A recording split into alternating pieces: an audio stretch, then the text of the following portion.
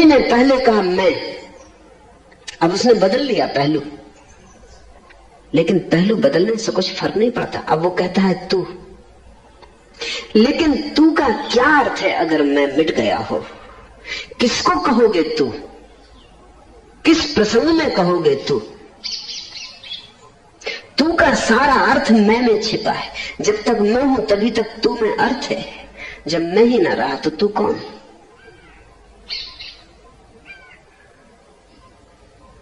जलालुद्दीन से मैं कहूंगी इसे थोड़ा और आगे बढ़ा, एक दफा और लौटा इस प्रेमी को। जल्दी मत कर, कविता खत्म करने की इतनी जल्दी भी क्या है, और 4 लाइन जोड़े जा सकती हैं। जाने दे वापस, प्रेसी से कहलवा दे कि कुछ कुछ तैयार हुआ लेकिन पूरा नहीं। थोड़ी अधिकारी होने की क्षमता आई, लेकिन अभी प्रारंभ है। थोड़ा और भटक, थोड़ा और खोज, इतना पहुंचा है तो आगे भी पहुंच ही जाएगा। रास्ता ठीक है जिस पे चल पड़ा है, मंजिल अभी नहीं आई। आधी यात्रा हो गई है, मैं खो गया, आधी और होनी चाहिए, तू भी खो जाए। फिर ला कुछ वर्षों बाद, फिर लाने की वैसे जरूरत भी नहीं। फिर तो प्रेसी वहीं चली आएगी जहां प्रेमी है।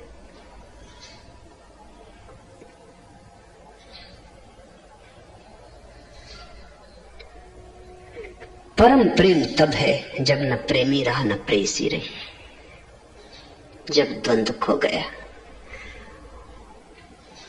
उसके प्रति परम प्रेम रूपा है, और तब अभी मैखान ए दीदार हर जर्रे में खुलता है। अगर इंसान अपने आप से बेगाना हो जाए, और तब कण कण में उसकी मधुशाला का दरवाजा खुल जाता है। कण कण में अभी मैखाने दीदार हर जर्रे में खुलता है। कण कण में उसका मधु बिखर जाता है, कण कण में उसकी मधुशाला का द्वार खुल जाता है। अगर इंसान अपने आप से बेगाना हो जाए, अगर आदमी अपने को भूल जाए, तो परमात्मा को पाने में अड़चन कहां? अपने से बेगाना हो जाए, मैं को भूल जाए, मैं को छोड़ दे, मैं को न पकड़े रखे, तो उसकी मधुशाला कण कण पर बिखर जाती। फिर सभी जगह उसकी ही मस्ती है। न तुम हो न वह, मस्ती ही मस्ती, वही परम प्रेम रूप। अमृत स्वरूपाचा, बड़े अद्भुत सूत्र हैं, छोटे बीज रूप। और अमृत स्वरूपा है वह भक्ति, परम प्रेम रूपा है और अमृत स्वरूपा है। क्योंकि जिसने परम प्रेम जाना, फिर उसकी कोई मृत्यु नहीं। क्यों? क्योंकि वो तो मर ही चुका, अब मरेगा कैसे? मरना तो तभी तक शेष है जब तक तुम मिटे नहीं, मरे नहीं। मौत तो तभी तक डराएगी जब तक तुम हो। जिसने अपने को खो दिया उसकी कैसी मौत, उसने मौत पर विजय पा ली, वो अमृत स्वरूप को उपलब्ध हो गया।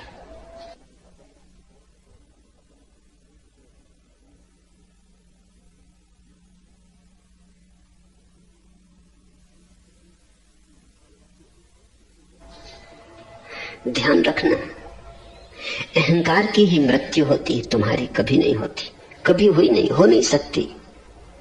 तुम शाश्वत हो, सनातन हो, सदा थे, सदा रहोगे, अन्यथा कोई उपाय नहीं है। तुम चाहो भी अपने को मिटा लेना तो नहीं मिटा सकते। मौत होती ही नहीं, लेकिन तुमने एक अपना काल्पनिक आकार रूप समझ रखा है, उस कल्पना की मौत होती। तुमने अपनी एक अहंकार की प्रतिमा बना रखी। परमात्मा से जुदा तुमने अपने को मैं कहने का भाव बना रखा है, वही मैं भाव मरता है। क्योंकि तुम उससे बड़े जुड़े हो, तुम्हें लगता है मैं मरा। मैं भाव छूट जाए, अमृत स्वरूपाचा, तब जो मिलता है उसकी कोई मृत्यु नहीं। यल लब्ध्वा पुमान सिद्धो भवति, अमृतो भवति, तृप्तो भवति। उस भक्ति को प्राप्त कर मनुष्य सिद्ध हो जाता है, अमर हो जाता है और तृप्त हो जाता है, सिद्ध हो जाता है। सिद्ध का क्या अर्थ होता है? सिद्ध का अर्थ होता है जो होने को थे वही हो गए, जो बीज की तरह लाए थे वो खिल गया फूल की तरह। सिद्ध का अर्थ होता है, सिद्ध का अर्थ होता है अब और साधना करने को ना रही, अब और कोई साधना रहा, अब सभी साधनों के पार आ गए। सिद्ध का अर्थ होता है तुमने पा लिया अपने स्वभाव को, अपने स्वरूप को, पहुंच गए उस परम मंदिर में जिसकी तलाश थी, जन्मों जन्मों अनंत काल तक जिसे खोजा था, जिसके लिए भटके थे। स्वयं को खोते ही व्यक्ति सिद्ध हो जाता है। इसका अर्थ हुआ कि सारा भटकाव अहंकार का है। तुम इसलिए नहीं भटकते कि कोई तुम्हें और भटका रहा है, तुम इसलिए भटकते हो कि तुम हो। जब तक तुम हो भटकोगे, तुम मिटे की पहुंचे, मिटने में ही पहुंच जाना है, होने में ही भटकना है। अमर हो जाता है, तृप्त हो जाता है। जिस भक्ति के प्राप्त होने पर मनुष्य न किसी वस्तु की इच्छा करता है, न द्वेष करता है, न आसक्त होता है और न उसे विषय भोगों में उत्साह होता है। इब्तदा वो थी कि जीने के लिए मरता था मैं, इंतहा यह है कि मरने की भी हसरत न रही। ऐसे भी दिन थे जब जीने के लिए ऐसी आतुरता थी कि मरने को भी तैयार हो जाता था। और आखिरी वक्त इंतहा ये है, और आखिरी बात ये है, पहुंच जाने की बात ये है कि मरने की भी हसरत न रही। जीने की तो बात छोड़ो, मरने की भी आकांक्षा नहीं उठती। तुमने कभी ख्याल किया, तुम्हें मरने की आकांक्षा तभी उठती जब तुम्हारी जीवन की आकांक्षा पूरी नहीं होती। जहां जहां अड़चन आती जीवन की आकांक्षा में, वहीं तुम कहते हो मर जाना बेहतर। मरना तुम चाहते नहीं, जीना तुम चाहते हो अपनी शर्तों पर। शर्त कभी पूरी नहीं होती तो मरने की तैयारी करने लगते हो। रूसी कहानी है कि एक लकड़हारा लौट रहा है गट्ठर लेकर सिर पर, जिंदगी भर लकड़ियां ढोता रहा है, थक गया है। सभी थक जाते और सभी लकड़ियां ढो रहे हैं। काटो जंगल से, बेचो बाजार में, फिर दूसरे दिन काटो जंगल से, फिर बेचो बाजार में। थक गया है, हड्डी हड्डी जराजीर्ण हो गई है। उस दिन तो बड़ा दुखी है कि इससे भी क्या सार है, यही करता रहा, यही करता रहूंगा और एक दिन मर जाऊंगा और मिट्टी में गिर जाऊंगा। तो उसने कहा है मौत सभी को आती, एक मुझे को छोड़ देती, मुझे क्यों नहीं आती, उठा ले मुझे। ऐसे मौत साधारणतः इतने जल्दी सुनती नहीं, पर कहानी है कि मौत ने सुन लिया, मौत आ गई। लकड़हारा गट्ठर को पटक के दुखी मन से बैठा था। मौत ने आके कहा मैं आ गई, बोलो क्या काम है। देखा मौत को, हाथ पैर कप गए, प्राण कप गए, सांस रुक गई। उसने कहा नहीं कुछ काम नहीं, कोई और दिखाई नहीं पड़ा, गट्ठर उठवा के सिर पर रखवाना, कृपा कर और गट्ठर उठा के सिर पर रख दे। तुम जब भी मरने की बात करते हो तब गौर से देखना, वहां जीने की आकांक्षा बड़ी गहरी। इसलिए जो लोग आत्महत्या करते हैं तुम चौंकना मत। तुम ये मत सोचना कि इन लोगों ने आत्महत्या कर ली, बात क्या है। आदमी तो जीना चाहता है, ये मर कैसे गए। ये बहुत बुरी तरह जीना चाहते थे, बड़ी प्रगाढ़ता से जीना चाहते थे। इनकी शर्तें बड़ी थी, जिंदगी पूरी ना कर पाई। ये जिंदगी से नाराज हो गए, ये जिंदगी को तो न मिटा पाए, जिंदगी को मिटाने के लिए तत्पर हो गए थे, अपने को मिटा लिया। मगर इनकी आत्महत्या में जीवन की आकांक्षा है, जीवेषणा है। जब तुम जीवन की आकांक्षा छोड़ देते हो तब तुम चकित हो जाओगे कि उसके साथ ही साथ मृत्यु की आकांक्षा भी छूट जाती। जिस व्यक्ति के जीवन को जीवेषणा से छुटकारा मिल गया, जो अभी राजी है कि मौत आ जाए तो तैयार पाए, जो ये भी नहीं कहता कि कल मुझे जीना है, उसे तुम कभी आत्महत्या करता ना पाओगे। हालांकि तुम्हें लगेगा कि इसे तो आत्महत्या कर लेनी चाहिए। जब ये आदमी कहता है कि मुझे जीने का कोई सवाल नहीं है तो इसे आत्महत्या कर लेनी चाहिए, लेकिन आत्महत्या तभी की जाती जब जीने की बड़ी गहरी आकांक्षा होती। ये आत्महत्या भी क्यों करे, मरने की भी हसरत न रही, उतनी आकांक्षा भी नहीं है, न किसी वस्तु की इच्छा करता है, क्योंकि जिसने भक्ति को जान लिया वस्तुएं व्यर्थ हो गई। तुम जब कभी प्रेम को जानते हो तब भी वस्तुएं व्यर्थ हो जाती। तुमने कभी ख्याल किया, प्रेमी एक दूसरे को वस्तुओं की भेंट देने लगते, वो प्रेम का लक्षण है। क्यों? अब वस्तुओं का मोह नहीं रह जाता, वस्तुएं देने योग्य हो जाती, पकड़ रखने योग्य नहीं रह जाती। जिसे तुम प्रेम करते हो उसे तुम सब दे देना चाहते हो, इसलिए कंजूस प्रेम नहीं कर पाते। कृपण आदमी के जीवन में कोई प्रेम नहीं हो सकता, क्योंकि कृपणता और प्रेम एक साथ नहीं हो सकते, एक ही घर में उन दोनों का निवास नहीं हो सकता। तो ध्यान रखना, कृपण तो प्रेमी भी नहीं हो सकता, भक्त होना तो असंभव।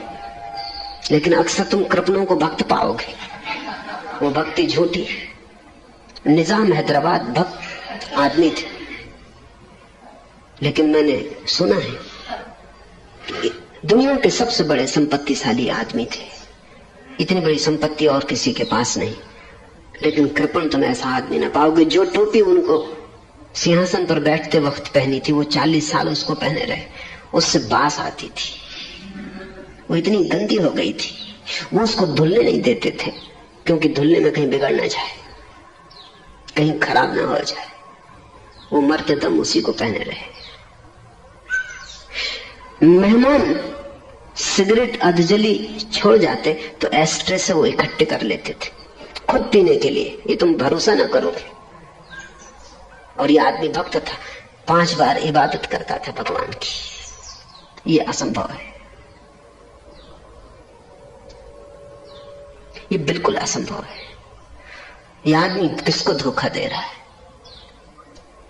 अभी तो इस आदमी के जीवन में प्रेम भी नहीं, जली सिगरेटें, झूठी सिगरेटें इकट्ठी कर रहा है।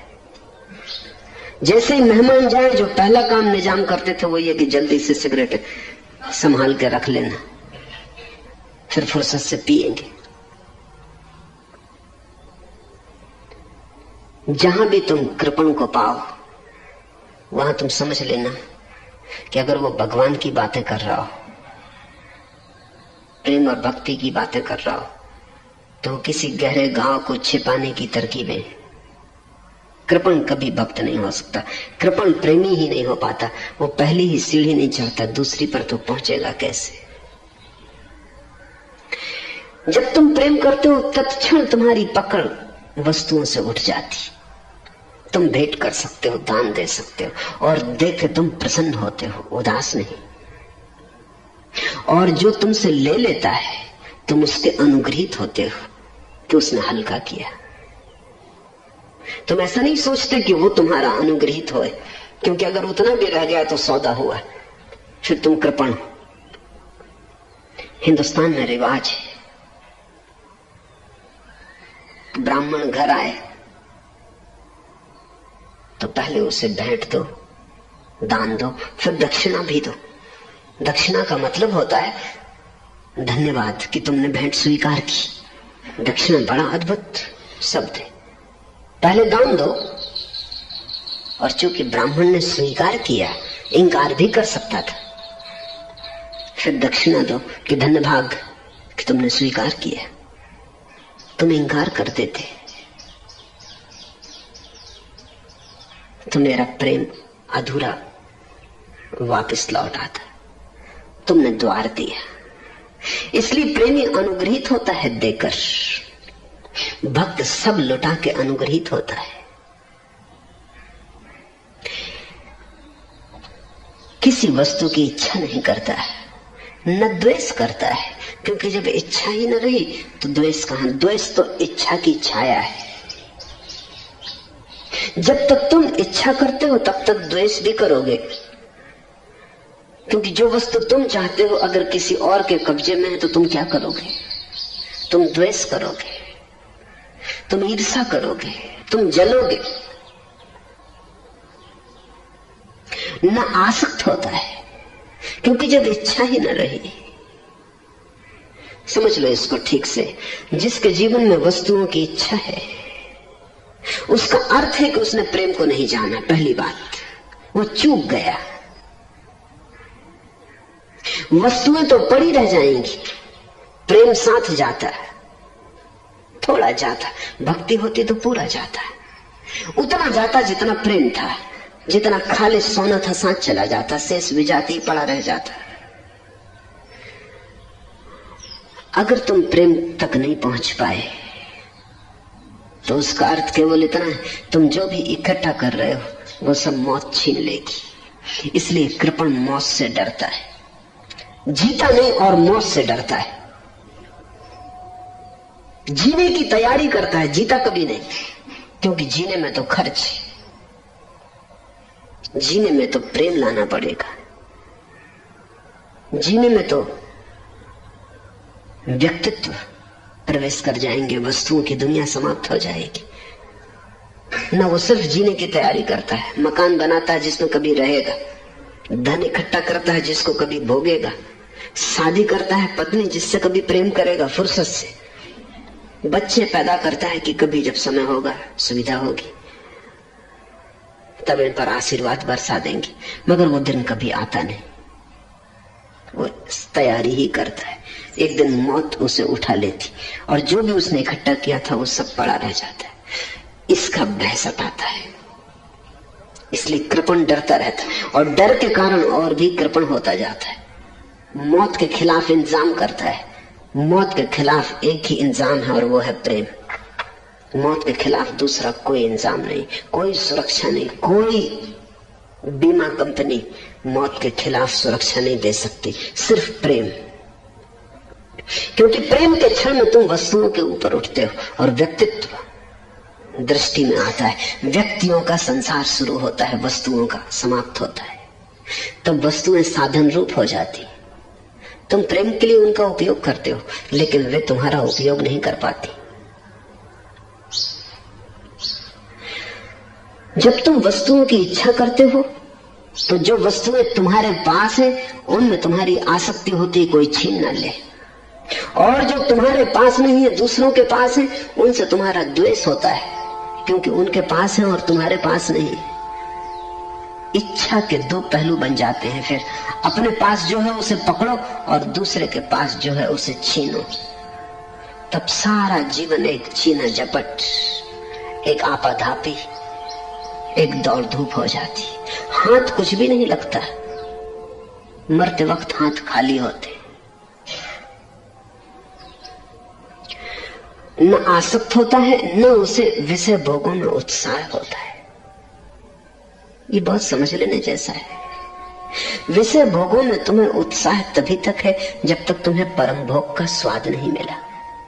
क्षुद्र को भोगता आदमी तभी तक है जब तक विराट के भोग का द्वार नहीं खुला। कंकड़ पत्थर बीनते हो क्योंकि हीरे जवाहरातों का पता नहीं। कूड़ा करकट इकट्ठा करते हो क्योंकि संपत्ति की कोई पहचान नहीं। ये लक्षण है भक्त का कि उसे विषय भोगों में कोई उत्साह नहीं होता।